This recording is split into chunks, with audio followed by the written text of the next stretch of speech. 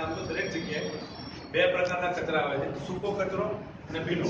હવે સૂકો કચરો છે એ બ્લુ કલરની ડસ્ટબિનમાં નાખવાનો હોય છે, અને ભીનો કચરો એટલે કે જે આપણો ઘરનો, રેસ્ટોરન્ટનો અને જે જમવાનો જે વધારાનો જે ભાગ હોય છે એ લીલા કલરની એટલે એ ડસ્ટબિનમાં નાખવાનો હોય છે.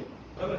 તમે લોકો અત્યારે સેગ્રીગેશન કરીને કોર્પોરેશનને આપો તો કોર્પોરેશનને એટલો ફાયદો થાય કે ઝડપથી એનો નિકાલ શક્ય બને.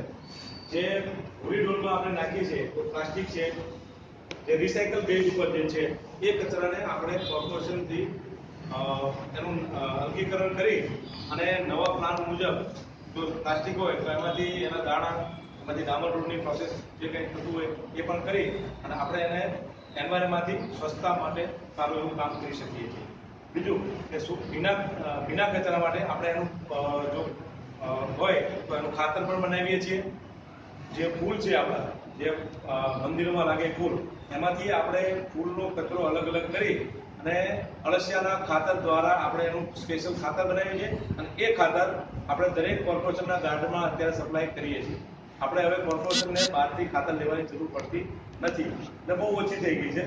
બરાબર છે. આવી રીતે તમે જો લોકો અલગ અલગ સેગ્રીગેશન કરીને આપો, તમારા મા બાપ છે, તમે છે, તો હું ને કોર્પોરેશનને એમાં ખર્ચો એકદમ ઓછો થઈ જાય અને સ્વચ્છતા માટે આપણે એકદમ સારું કાર્ય કરી શકાય.